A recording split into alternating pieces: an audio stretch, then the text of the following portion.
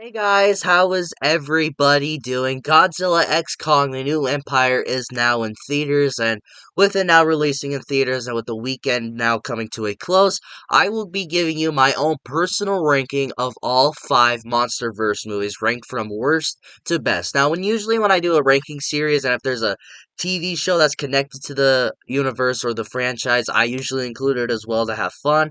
But Monarch Legacy of Monsters, which is part of the MonsterVerse, I have not watched it. I do not have Apple TV Plus, and I heard it wasn't very good either from like a lot of people that watched it, so I never really bothered to watch it. So you will not be seeing that on this list. You'll only be getting my ranking of the five movies. And happy Easter! As recording this video, it is Easter, so if my video does get out on time, hopefully it is still Easter. If not, then me saying this will make will have no reason.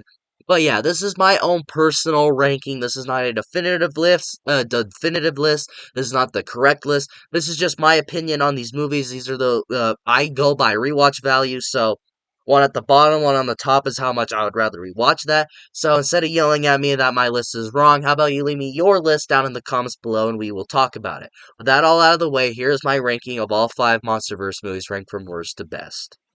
Coming in at number 5. Now, when I say worst, I don't really think there's like a bad MonsterVerse movie. If anything, this is the one I would say is mediocre out of all of them.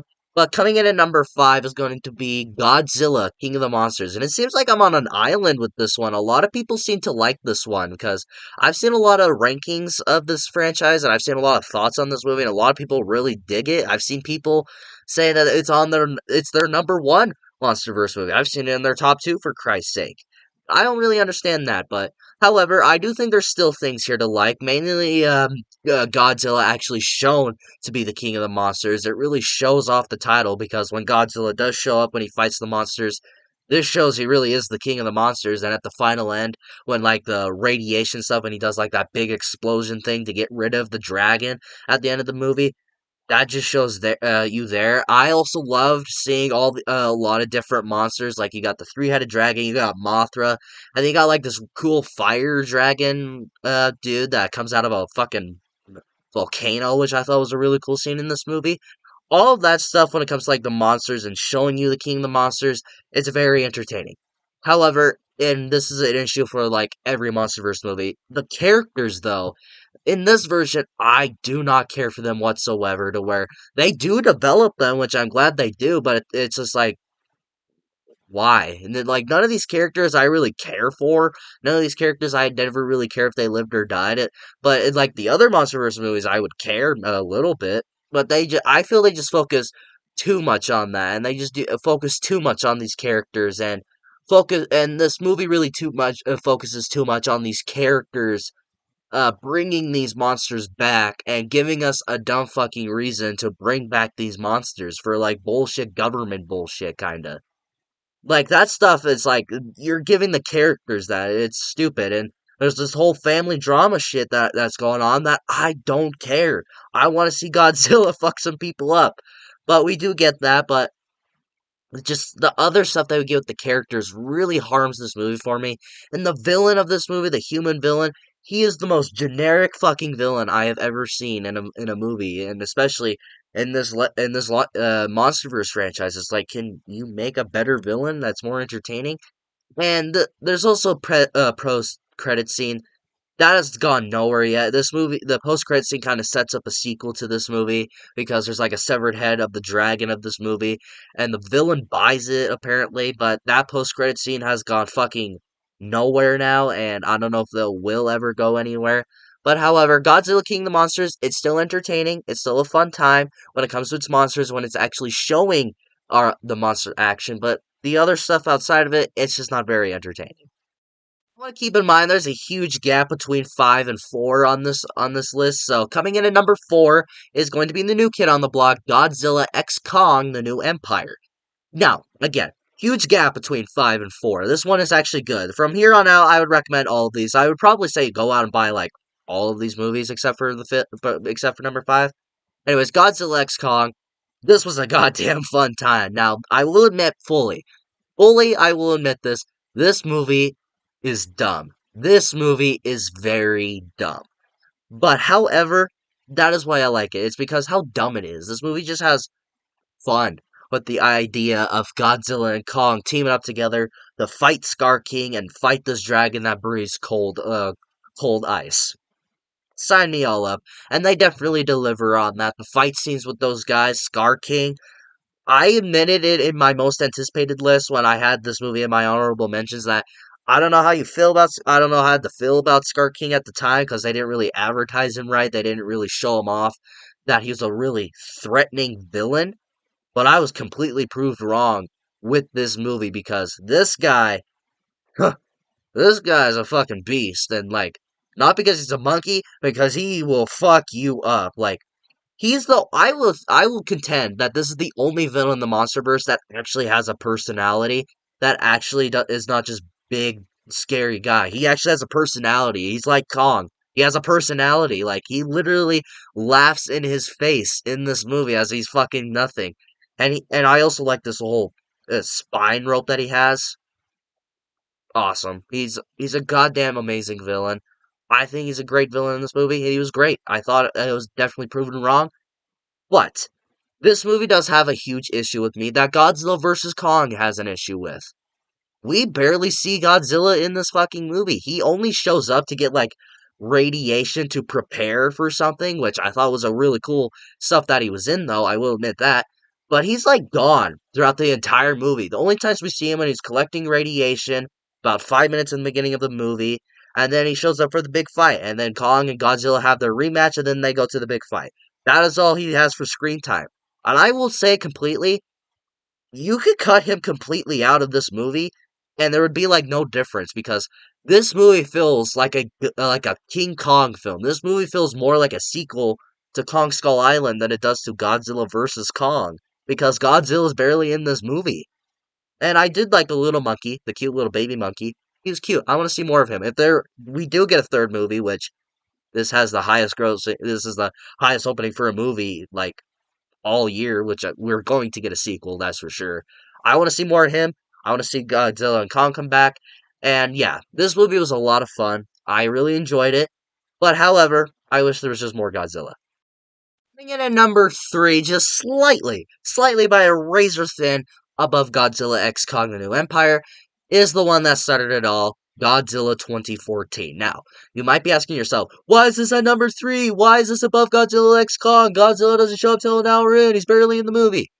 Yes, I will admit that. But however, the stuff that we do get to see before Godzilla, like with the giant mantises or what do they call them, like Mogos or something? I forget what the name that they give them in this universe, but I call them giant mantises.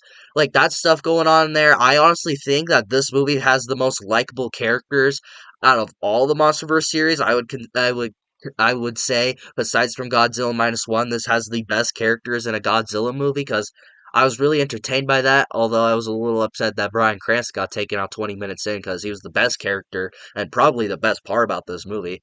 But they took him away from me, you fucking bastards. But however, the stuff going on before we see Godzilla is entertaining. That is a huge issue with me about this movie is that we don't get to see Godzilla until an hour in the movie, which is huge issue with me. I will completely admit it's a huge issue for me. However, but what really saves this movie is everything besides it. It's like the action. The characters are likable, the cast. The main thing I love about this movie is the sound design. The sound design in this movie is amazing. I'm a huge fan of sound design, especially in movies and video games. Like if they're great in movies, then you instantly have my attention. Like that whole train track scene when the mantis is walking by it and and like the sound design there. I fucking love that. That is one of my favorite. That's probably my favorite part of this entire movie. I absolutely love the sound design in this movie. And Godzilla himself, when he does finally show up, he looks great. He's a great looking Godzilla. I honestly think he's pretty threatening, which a lot of people say that he looks like a joke. He's kind of a joke now, but I've always thought he was a pretty badass Godzilla though. But I would understand if you call him the goofball Godzilla I've seen on Twitter. But yeah, this movie's really entertaining. The action is great, and when Godzilla finally does show up, it's amazing. And I honestly feel that Gareth Edwards kind of didn't show Godzilla until an hour in to kind of set him up, kind of because when we do finally get to see him, it's entertaining. It's worth the wait. Well, I would admit.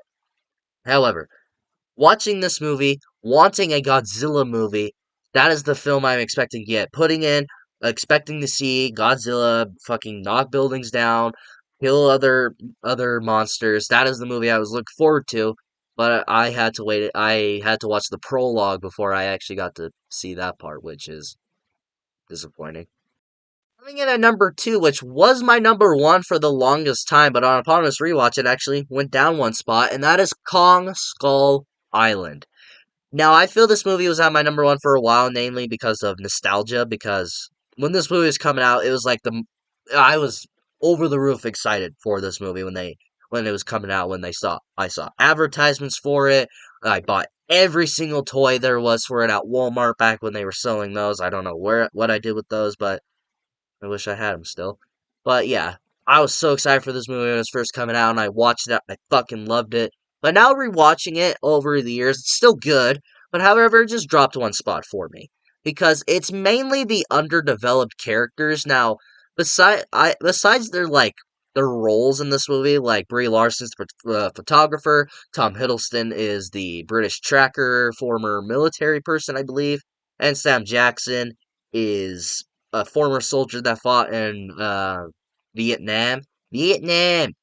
And John Goodman is like the crazy guy that believes in monsters who was on a ship that got taken down by a monster, but no one believed him. Other than that, I could tell you nothing about these fucking characters. However, there are other things to like. Mainly, the only actually before that, John C. Reilly is the only developed character in this movie, and he doesn't show up till like an hour, like almost 2 hours into the movie. That's kind of sad. However, the action is great. The design of everything on this island looks great, like especially the skull crawlers, which I do think are the weakest villains of this whole universe, but they still look badass. They have a great design. And Kong himself, he's awesome. This movie makes you really feel like he is a king in this movie, how he like rules over this island. Like the first scene when we meet him and he was punching down helicopters and making every single one of them look like ants and all that. I love that King Kong. He's great in this movie. I love the design of all that. I love how this whole movie stays on the island and how we actually got like a different King Kong movie. Like it's not because we have three King Kong movies that basically tell the same story. You got the original 33 version, you got the original 1976 version, and then you got the well, not the original 76 version, but you got the remake of you got the 1976 remake, and then you got the Peter Jackson remake, which basically tell the same story. It's the same movie. So I was really glad to see like a different movie where it just it completely takes place on the island, which it's a great island. I love the design of it. I love the creatures on it. But yeah, Kong Skull Island.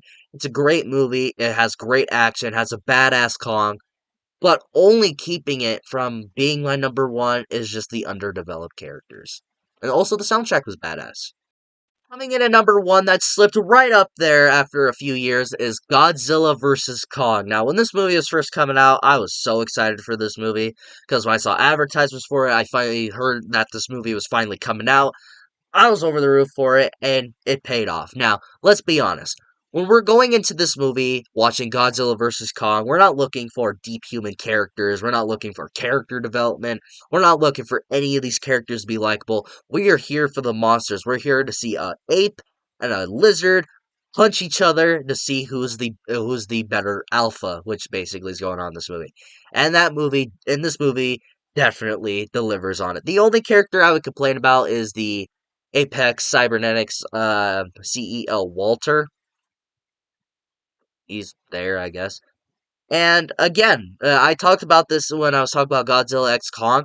Godzilla takes a back seat in this movie. He only really shows up for the big fights in this movie, and he'll occasionally show up showing that he's destroying Apex Cybernetics.